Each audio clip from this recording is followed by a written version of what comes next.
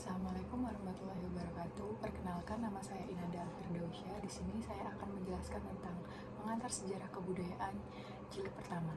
Yang pertama ialah saya akan menjelaskan tentang manusia dan kebudayaan. Manusia itu dipandang dari sudut ilmu hayat yang banyak sekali persamaannya dengan binatang. Bahkan dalam ilmu itu manusia dimasukkan juga dalam golongan binatang. Ialah golongan mamalia atau binatang menyusui. Dan dari mamalia itu sendiri ada segolongan yang tingkatnya menurut ukuran, yang ada yang cerdas otaknya, mengukur dari kecerdasan otak itu ada yang lebih tinggi dari yang lain. Golongan ini dinamakan primat. Primat ini adalah bertingkat-tingkat pula, dan ada yang menduduki tingkat tertinggi adalah jenis-jenis kera, Anthropoidea atau kera manusia dan manusia. Kera itu sendiri belum seberapa jauh bedanya dari mamalia biasa. Ia masih berkaki 4 dan masih merangkak. Anthropodia sendiri ialah jenis yang terdiri dari jenis-jenis orangutan, gorila, dan simpanse yang sudah mendekati manusia. Ia sudah hampir berkaki, bertangan, sudah banyak berdiri atas 2 kaki, namun masih juga menggunakan tangannya. Dan untuk menunjang badan berbeda sekali.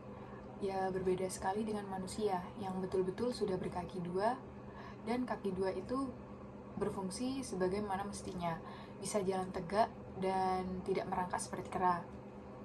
Dan tangannya sudah bebas sama sekali dari kerja menunjang badan, sehingga menjadi alat umum untuk membantu segala gelak dan usahanya. Dan ya, masih banyak lagi perbedaan-perbedaan yang lain. Justru berkenaan dengan hal-hal yang pokok, maka karena perbedaan itulah manusia lalu memperoleh kedudukan yang khusus dengan alam di sekitarnya.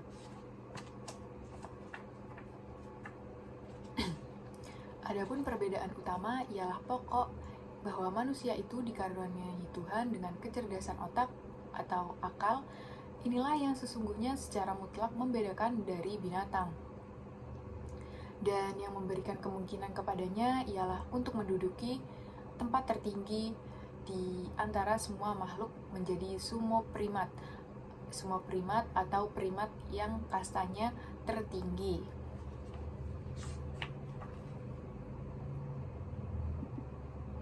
Binatang sendiri itu bekerja dan berbuat menurunkan nalurinya saja.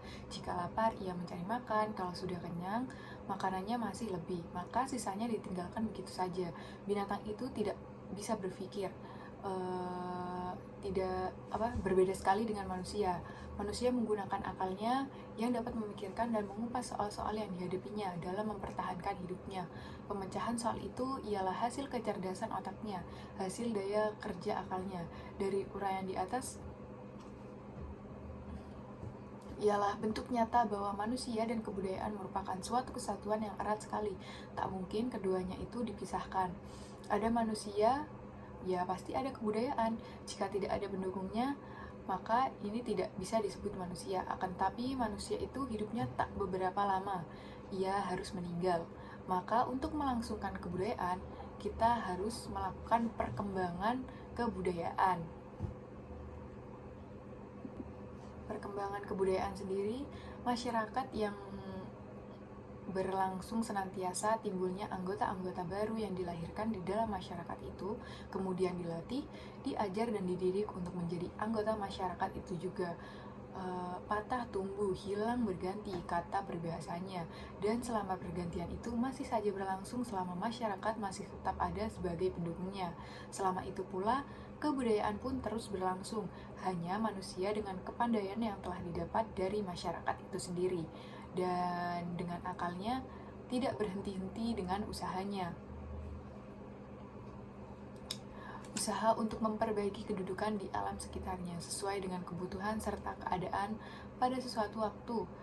Maka masyarakat ini seringkali berubah-ubah sifatnya sesuai dengan kebutuhan apa yang ia inginkan. Dan kebutuhan ini tidak selamanya tetap dan sama. Hal ini pun sama dengan kebudayaan yang selalu mengalami perubahan, tambahan dan penyempurnaan. Analisis-analisis yang tak memenuhi kebutuhan lagi diubah, sesuai atau diganti. Jadi perubahan masyarakat itu selalu diikuti oleh perubahan kebudayaan. Tetapi begitu pula sebaliknya, analisis-analisis yang baru dalam kebudayaan mengadakan perubahan di dalam masyarakat itu sendiri. Perkembangan yang satu senantiasa disertai oleh perkembangan yang lainnya. Keduanya selalu bersama-sama dalam perjalanan dari masa ke masa. Jika tak demikian, tak dapatlah adanya persesuaian yang sempurna. Tak dapat masyarakat itu menjadi pendukung sepenuhnya dari kebudayaan yang ia miliki. Perubahan kebudayaan diakibatkan oleh dua macam. Yang pertama ialah dari dalam, yakni dari masyarakat atau pendukungnya sendiri, dan sebab yang berasal dari luar, yakni dari luar lingkungan masyarakat itu. Sebab dari dalam itu tidak mengakibatkan perubahan seberapa besarnya. Oleh karena itu, kebudayaan itu selalu sesuai dan seimbang dengan masyarakatnya.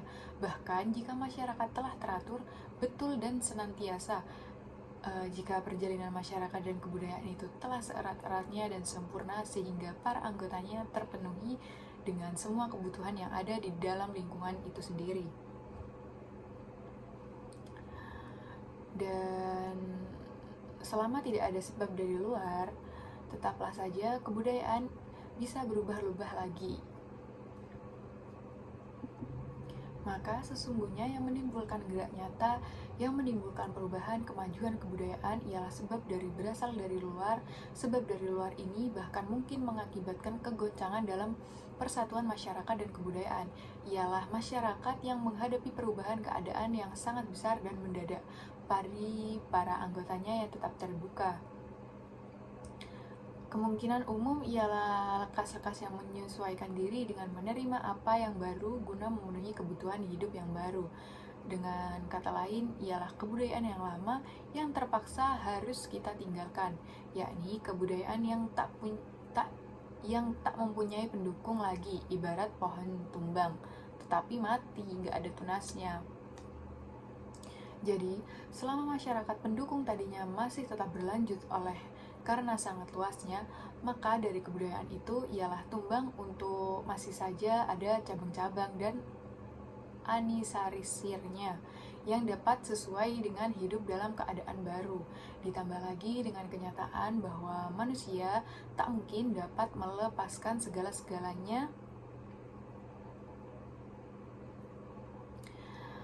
yang telah ia miliki dengan kepandaiannya. Maka di dasar kebutuhan lama itu dengan disertai berbagai perubahan dan tambahan, tumbuhlah lambat laun kebudayaan baru melalui garis-garis baru sesuai dengan permintaan zaman itu yang telah berganti.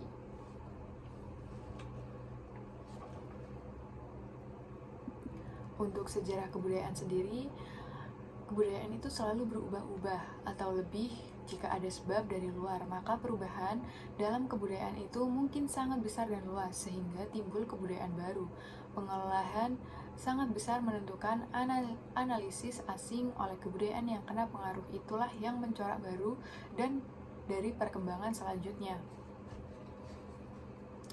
Ya, dari demikianlah kebudayaan dewasa atau sekarang ini ialah hasil dari pertumbuhan dan perkembangan di waktu yang lalu.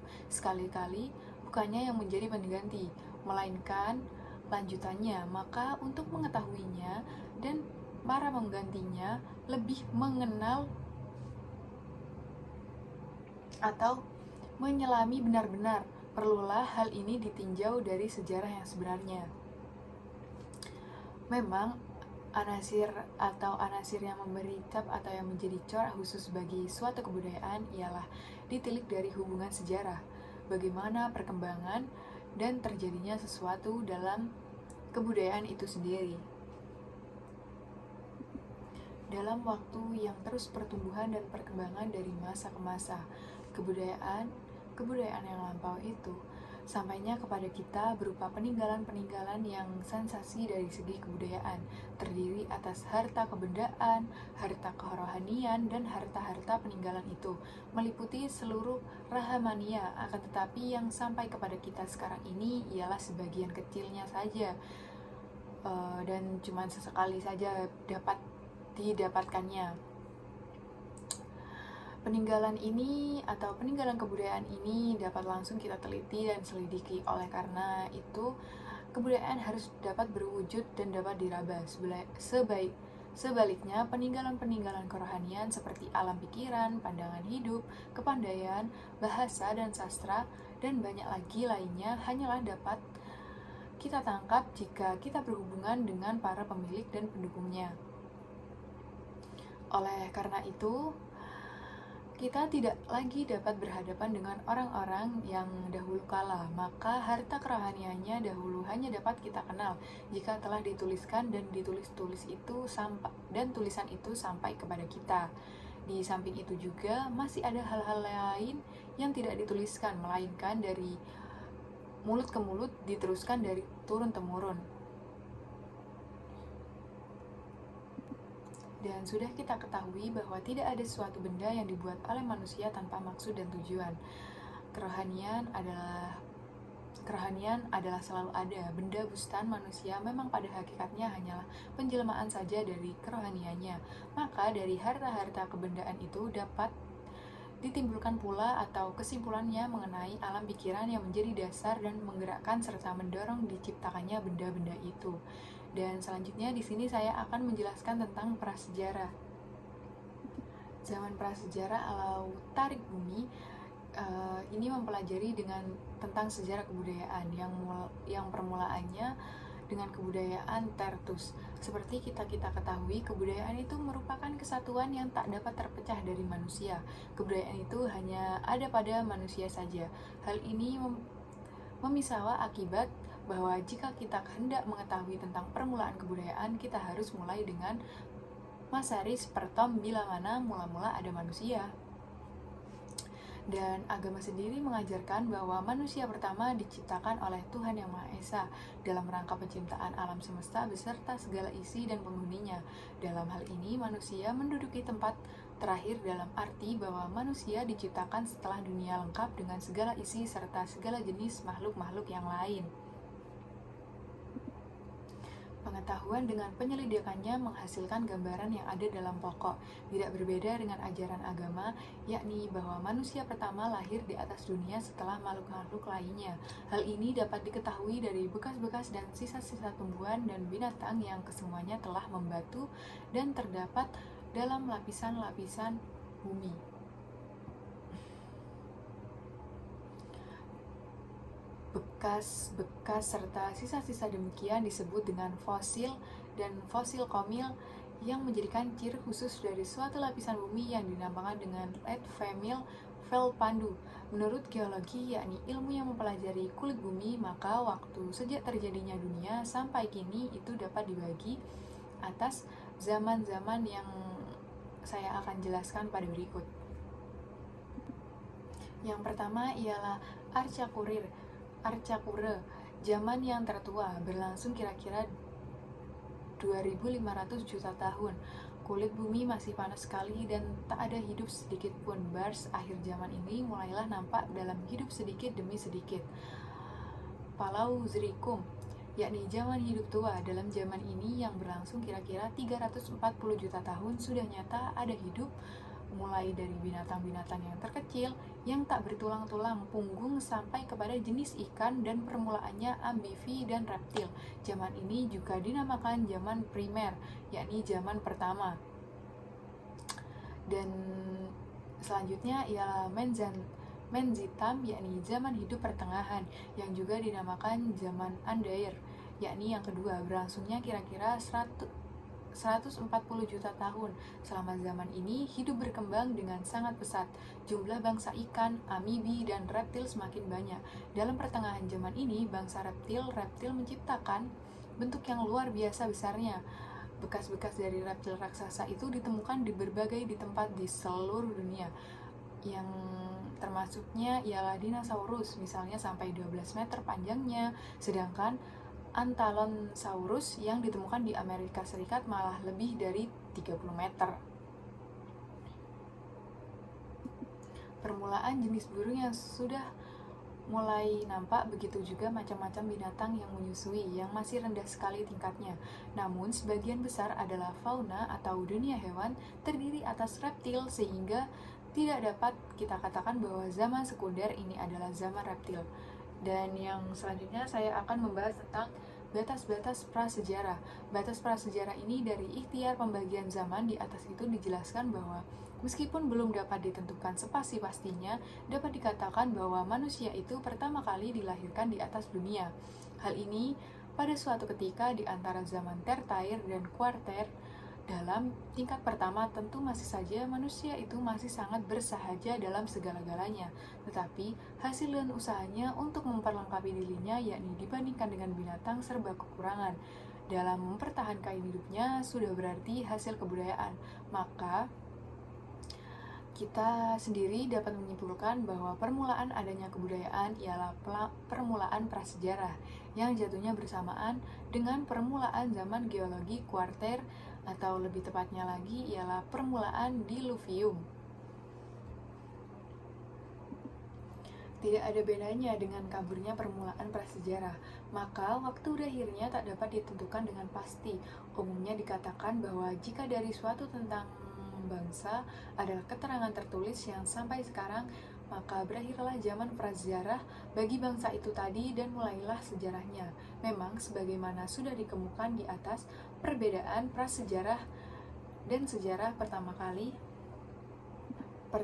atau pertama-tama terletak dalam soal keterangan yang tertulis yang sampai kepada kita. Dapatlah ditentukan bahwa zaman prasejarah itu meliputi waktu mulai dari adanya manusia sampai kepada adanya keterangan-keterangan tertulis yang sampai kepada kita. Maka prasejarah sebagai ilmu adalah ilmu yang mempelajari manusia serta peradabannya sejak dari zaman permulaan adanya manusia sampai kepada zaman sejarah. Mengenai keterangan tertulis itu adanya mungkin karena bangsa itu mendapatkan tulisan dan meninggalkan keterangan tentang dirinya. Mungkin pula karena berhubungan dengan bangsa-bangsa lain yang lebih tinggi peradabannya yang kemudian meninggalkan keterangan-keterangan tertulis tentang bahasa itu tadi. Jadi,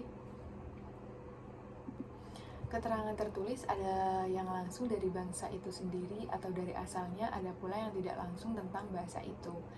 Yang selanjutnya saya akan menjelaskan tentang pembagian zaman dalam prasejarah.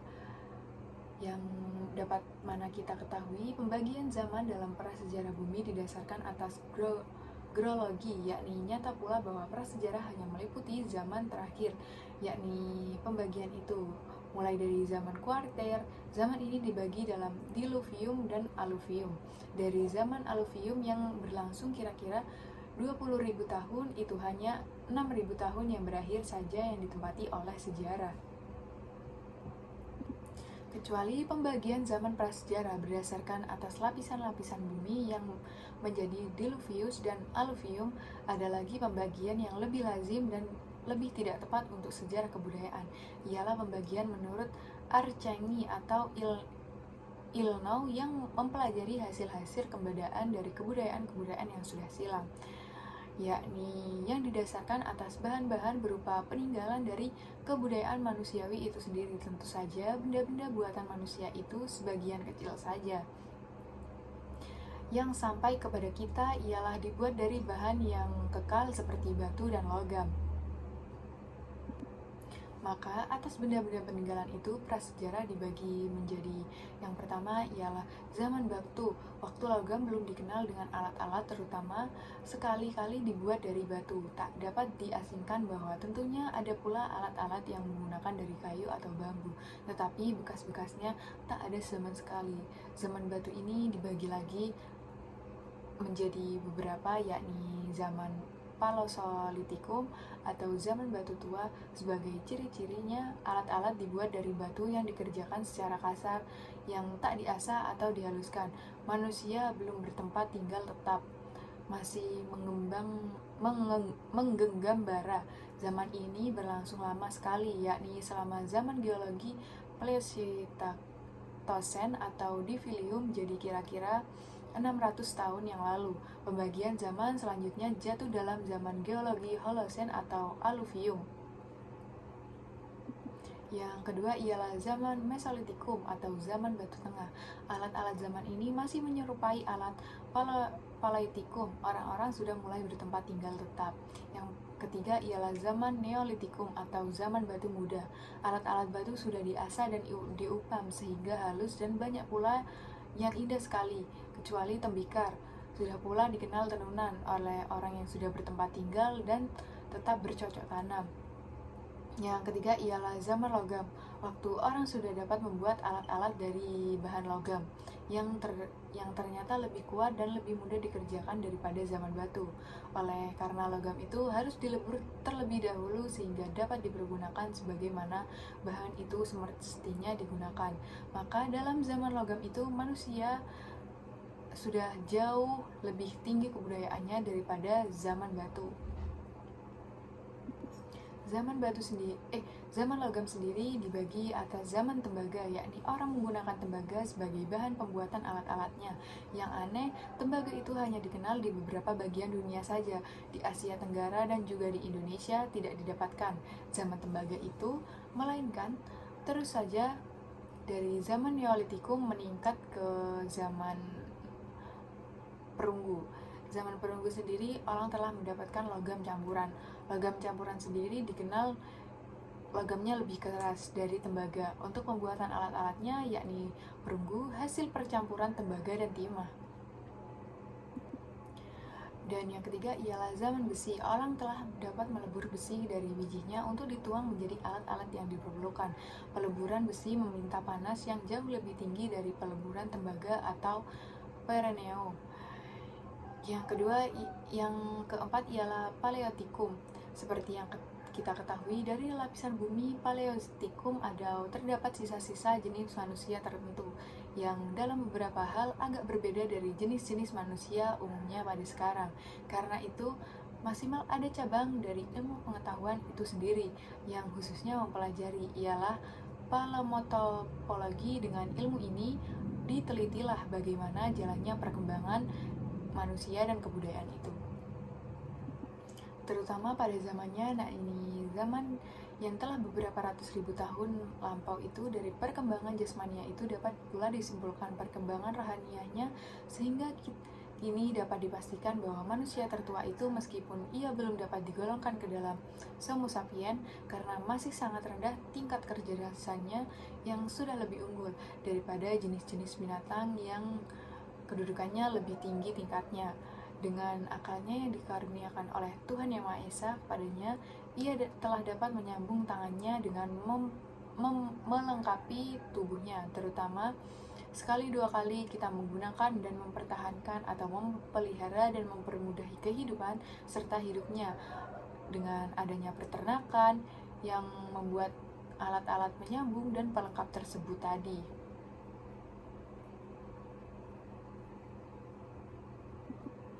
Tentu saja, yang mula dapat dipergunakan sebagai alat ialah segala yang dijumpai manusia sebagai pemberian alam dan yang dapat memenuhi keperluannya. Lama-kelamaan terdapat pengalaman bahwa hatu hayang adalah yang sangat utama, hanyalah tidak sembarang batu dapat dipergunakan dari bahan tersebut. Harus dicari dahulu batu yang kuat dan keras. Hal ini belum tentu cukup. Batu ini harus diberi bentuk dahulu yang sesuai dengan penggunaan nanti. Dengan demikianlah maka kepandaian manusia semakin maju. Soal-soal yang timbul mencerdaskan otaknya dan perkembangan akalnya inilah yang akhirnya memberikan kedudukan tertinggi kepada manusia antara sebagai makhluk ciptaan Tuhan yang paling sempurna di muka bumi ini.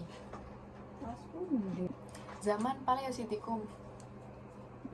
Zaman Paleolitikum berlangsung kira-kira 6.000 tahun.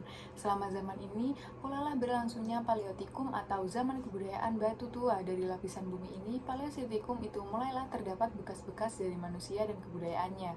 Dan jenis-jenis manusia yang pertama ialah bekas-bekas manusia yang ditemukan di lapisan-lapisan Pleistocene yang terdapat di berbagai dan lapisan bumi Paleolitikum yang terdapat di berbagai tempat di dunia. Indonesia sampai kini ditemukan yang baru di Pulau Jawa. Dalam hal ini negeri kita menduduki tempat yang paling tertinggi karena dari tengkorak itu ditemukan dasarnya yang tak dapat ditentukan dengan pastinya, isi volume otak itu sendiri, yakni kira-kira umumnya 900 cc. Manusia biasanya otaknya selalu lebih dari 1000 cc, sedangkan jenis kera yang tertinggi ialah 6000 cc. Jadi ialah makhluk dari trinitil itu tempatnya di antara manusia dan kera. Bentuk tulang belakang kepalanya dan menentukan dudukan kepala di atas leher yang menunjukkan ke arah situ, atau bagian pula yang dapat meningkatkan kepada manusia. Dan ada yang menyerupai kera. Adapun tulang keningnya sangat menonjol ke muka dan di atas bagian hidung bergandengan dengan satu. Di atas tulang kening itu, tulang dahinya terus saja licin ke belakang sehingga dahinya dapat dikatakan tidak ada. Dan untuk tulang pahanya lebih mempunyai sifat kemanusiaan sehingga nyata bahwa empunya berjalan tegak. Dari ukuran tulang itu dapat diketahui bahwa makhluknya kira-kira 1,65 meter tingginya. Gerahamnya lebih besar dari geraham terbesar dari manusia-manusia biasa, yang menunjukkan hal ini atau bisa disebut dengan sifat-sifat kera. Oleh karena bagian itu ditemukan berjauhan, maka banyak ahli yang mulanya membimbangkan hal ini. Yang pertamanya ialah ahli yang pertama, yakni Dobius, bahwa kesemuanya itu harus berasal dari satu makhluk. Untuk makhluk kera, yakni Pithekus ataupun manusia Anthropos, belum memperoleh jawaban yang pasti. Dubois sendiri menempatkan di antaranya manusia dan kera sedang berjalannya sudah tegak erectus, maka dinamakan olehnya makhluk itu Pithecanthropus erectus atau manusia kera yang berjalan tegak. Jika makhluk ini disebut kera, tentu lebih tinggi tingkatnya dari jenis kera lain manapun juga. Dan yang berpendapat bahwa makhluk ini adalah manusia yang harus mengakui bahwa tingkatnya lebih rendah dari manusia, yakni Homo sapiens. Dan sampai beberapa puluh tahun, Pithecanthropus erectus ini dianggap sebagai jenis manusia yang tertua. Bahkan ada yang menempatkannya di dalam zaman geologi, yakni zaman tertiar, yakni baru penyelidikannya lebih tertinggi, yang berdasarkan penemuan-penemuan baru lainnya yang dapat memberikan kepada makhluk itu tempat yang sebenarnya. Perkembangan badan inilah yang dalam jalannya perorangan manusia. Dalam hal ini terutama sekali tercantum dalam, menurut pendapat G.H.R. von Koeinwald atau F. Weidenreich, yang selanjutnya ialah kebudayaan pertama. Hasil dari kebudayaan tertua di Indonesia ialah yang ditemukan di sekitar daerah Pacitan dan Ngandong. Maka menurut nama kedua tempat penemuan itu, kebudayaan Paleotikum dibagi atas beberapa kebudayaan, yakni kebudayaan Pacitan, kebudayaan Ngandong. Dan kebudayaan Pacitan itu sendiri dimulainya pada tahun 1935 di dekat Pacitan. Oleh von Koeinwald ditemukan sejumlah alat-alat batu. Alat-alat semacam yang ditemukan itu biasa dinamakan kapak genggam, yakni alat yang serupa dengan kapak tetapi tidak bertangkai. Dan dipergunakan ialah dengan digenggam dengan tangan. Di antara kapak-kapak itulah yang dikerjakan kasar sekali, sekedar mencukupi keperluan saja. Ada pula yang lebih banyak dikerjakan. Bukti bahwa hal ini memang sungguh-sungguh ada kepandaian untuk membuat alat-alat dari zaman yang masih sangat sederhana dan seadanya. Alat-alat Pacitan ini ialah ilmu prasejarah, biasa disebut dengan chopper atau alat penetak. Dan sayangnya alat-alat itu semuanya ditemukan di permukaan bumi, hingga di lapisan mana asalnya yang sebenarnya menjadi soal. Dan apakah semua alat-alat ini bermacam-macam itu merupakan satu kebudayaan atau berasal dari berbagai tingkat kebudayaan? Mulanya tak dapat diketahui, bahwa penyelidiki yang teliti sekali menunjukkan bahwa asalnya dari lapisan trinil, jadi Pleistoken atau tengah. Yang seperti kita ketahui dari lapisan ini berasal pula Pithecanthropus erectus ini adalah karena kebudayaan yang hanya ada pada manusia. Maka alat-alat pacitan itu harus pula ada manusia yang telah membuatnya. Timbullah soal apakah jenis manusia Pithecanthropus ini adalah yang berkebudayaan alat-alat seadanya itu. Dan untuk alat-alat sederhana yang ada di Pacitan itu, hal ini mulai diasingkan dari seluruh zaman Pleistosen. Di Indonesia belum pernah terdapat bahwa sesuatu alat ditemukan bersama-sama dengan fosil manusia, sehingga sukar ditarik kesimpulan bahwa macam-macam penemuan itu memang ada hubungannya dan ada keterkaitannya, yang artinya bahwa alat yang ditemukan itu memang kepunyaan manusia yang berasal dari lapisan bumi yang sama.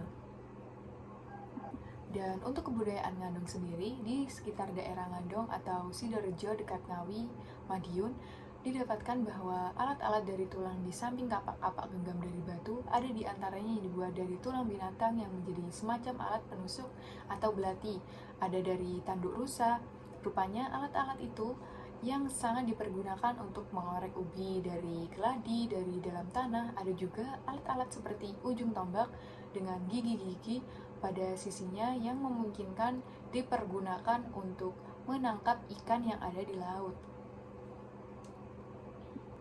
Termasuk dari kebudayaan Ngandung inilah ditemukan di aliran sungai Sangiran alat-alat kecil yang biasa dinamakan flekes dan sebagian dibuat dari batu indah seperti chalcedon. Pun di Jabangi, Sulawesi Selatan ditemukan banyak flekes. Dari semua penemuan itu yang menghasilkan ribuan alat-alat paleotikum dapat diketahui sedikit tentang penggunaannya, dan dengan demikianlah tentang kehidupan manusia-manusia pada zaman itu. Alat-alat itu menunjukkan bahwa ia sangat dipergunakan untuk berburu,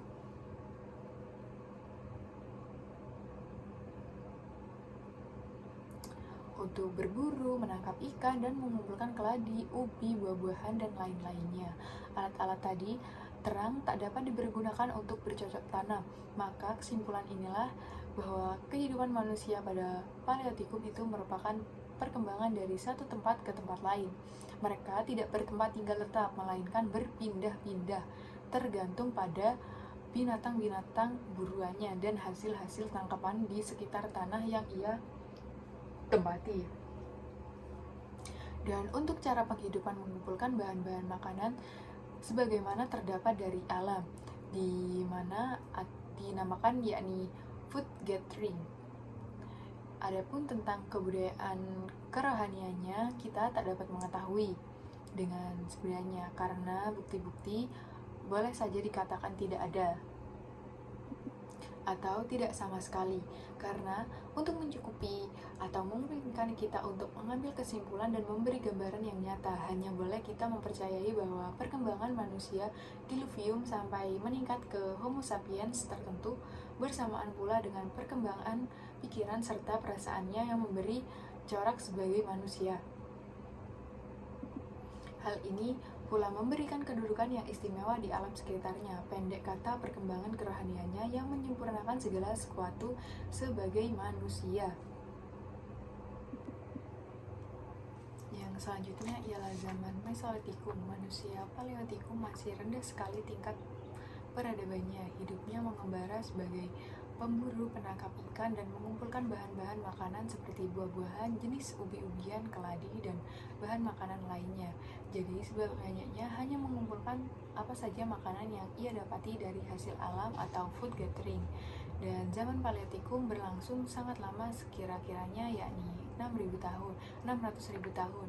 Seakan-akan nampaklah bahwa berapa sulit lagi dan uletnya perjuangan manusia untuk mencapai tingkat kemanusiaan yang sebenarnya. Dan untuk mencapai kedudukannya yang istimewa di alam sekitarnya, yakni kedudukan yang tertinggi di antara segala makhluk, kita sudah ketahui bahwa menjelang akhir Paleozoic atau manusia telah menjadi manusia betul, yakni Homo sapiens. Maka sebagian manusia di dalam zaman Holocene, yakni pertumbuhannya tidak lagi dipersoalkan. Maka manusia atau manusia Holocene ini sudahlah manusia seperti kita juga, yang hanya kebudayaannya tentu saja melalui jalan-jalan perkembangannya yang terus-menerus atau semakin lama semakin cepat. sesuai dengan kemampuan akal dan pemikirannya dalam waktu kira-kira 20.000 tahun sejak permulaan zaman Holocene ini, kita mencapai tingkatan yang sangat jauh sekali, lebih dari tinggi apa yang kita telah capai oleh manusia Paleolitikum selama 600.000 tahun setelah Paleistocene berganti dengan Holocene. Kebudayaan Paleolitikum tidak begitu saja lengkap, melainkan menjadi terus berlangsung dan kecuali mengalami perkembangan yang selanjutnya di Indonesia, yakni kebudayaan Paleolitikum. Hal ini menjadi atau mendapat pula pengaruh-pengaruh baru dengan mengalirnya arus kebudayaan baru dari daratan Asia yang membawa coraknya sendiri. Dan kebudayaan ini adalah kebudayaan baru yang ditimbulkan oleh zaman Mesolitikum atau alat-alat dari tulang. Alat-alat tulang sendiri atau flakas yang didapatkan dalam zaman Paleolitikum mengambil bagian penting dalam zaman Mesolitikum. Kebudayaan Mesolitikum itu hanya ada di negeri kita, terutama sekali didapatkan atau bekas-bekasnya di Sumatera, Jawa, Kalimantan, Sulawesi, dan baru-baru ini di Flores. Dan dari peninggalan-peninggalan itu dapat kita ketahui bahwa manusia zaman itu terutama masih hidup dari berburu dan menangkap ikan atau food gathering. Seperti juga dalam zaman Paleolitikum, tetapi sebagai sudah mempunyai tempat tinggal tetap, sehingga tidak mustahil bahwa yang bercocok tanam secara kecil-kecilan dan sangat sederhana sudah sangat dikenal. Bekas-bekas tempat tinggal mereka juga ditemukan di pinggir-pinggir pantai dan gua. Yang kedua ialah zaman Neolitikum. Sampai kini, temuan-temuan dari zaman Paleolitikum belum dikata hanya sebatas dari daerah Sumatera Selatan dan Jawa Tengah dan Jawa Timur. Dan di sepanjang Bengawan Solo, Mesolitikum terutama ditemukan dari bekas-bekasnya di Sumatera, Jawa, dan Sulawesi. Ada juga beberapa pebbles ditemukan di dekat Kandangan, yakni Kalimantan Selatan. Sebaliknya, Neolitikum adalah kebudayaan yang pertama, boleh dikatakan yang pertama kali tersebar di seluruh dunia atau kepulauan. Maka tak salahlah dikatakan bahwa kebudayaan inilah yang menjadi dasar sesungguhnya dari kebudayaan Indonesia pada zaman sekarang. Meskipun analisis Paleolitikum dan Mesolitikum yang ikut serta dalam membentuk dasar itu tak dapat diabaikan, dan dikatakan bahwa Neolitikum itu adalah suatu revolusi yang sangat besar dalam peradaban manusia. Revolusi itu sudah didapati benihnya di dalam zaman Mesolitikum, tetapi baru-baru benar meletus dengan hebatnya pada zaman Neolitikum.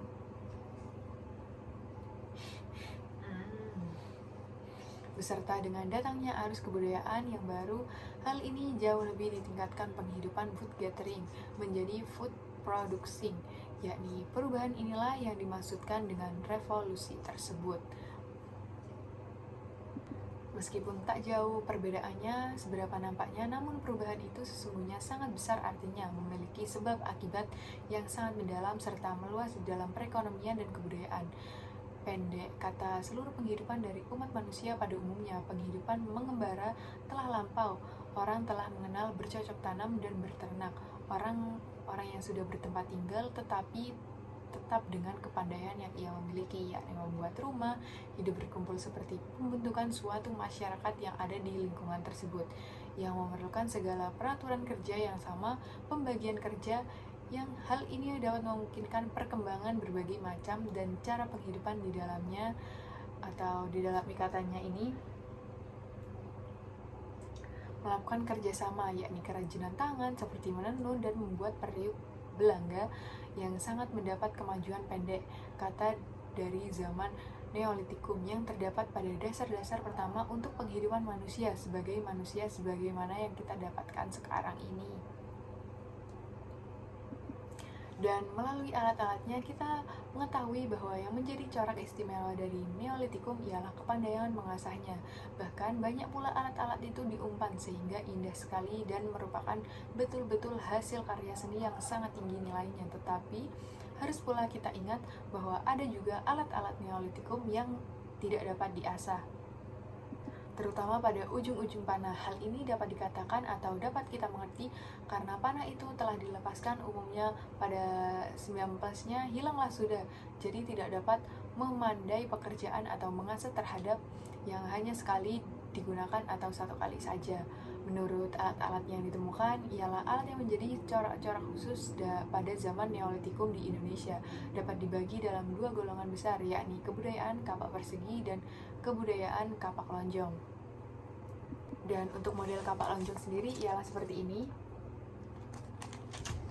yang masing-masing mewakili arus kebudayaan tersendiri untuk negeri kita. Yang pertama itulah yang terpenting sekali, sehingga sering Neolitikum Indonesia itu disamakan begitu saja dengan kebudayaan kapak persegi.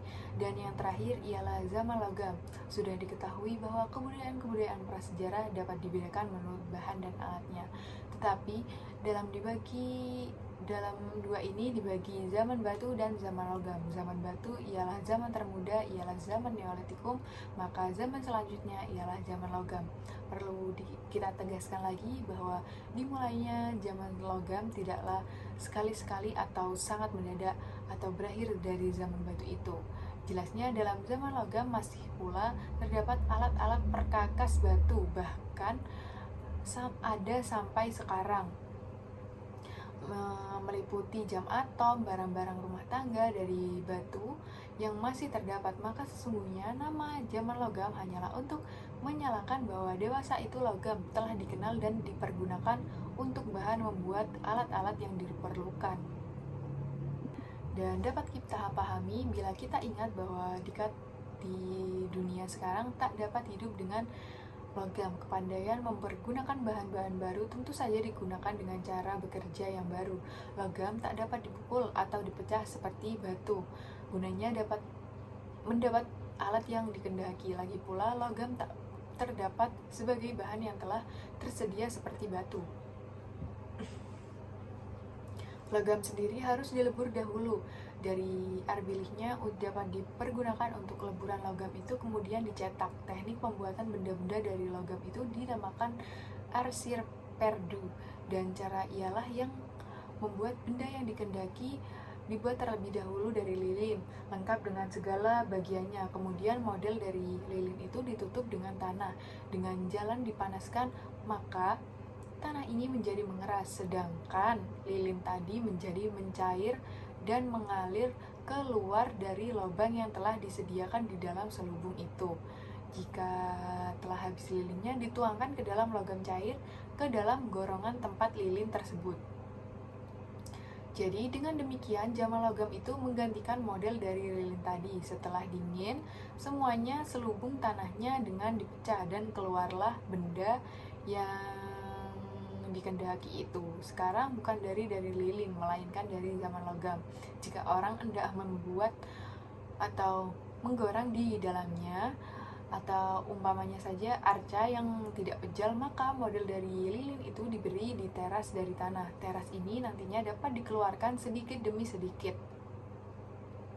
Dan dari bahan logam inilah yang melalui lubang yang telah disediakan atau kepandaiannya menempah, barulah timbullah kemudian atau banyak-banyak alat logam. Sebab menempah itulah hanya merubah bentuk yang telah ada, bukan mengambil atau melebur logam dari bijinya. Dalam pembagian zaman prasejarah yang kita ketahui bahwa zaman logam itu dapat dibagi atas zaman-zaman tembaga, perunggu, dan besi. Tetapi sudah pula dikatakan bahwa Asia Tenggara tidak mengenal lagi zaman tembaga.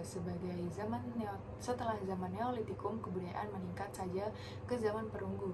Perunggu ialah alat campuran dari timah atau tembaga, yang suatu tandanya jelas menunjukkan bahwa kebudayaan logam itu ialah dari luar Asia asalnya. Lagi pula zaman perunggu sangat-sangat disusul oleh zaman besi. Untuk Indonesia sendiri yang menerima kebudayaan logamnya dari daratan Asia, dan kebudayaan perunggu itu jatuh bersamaan dengan kebudayaan besi.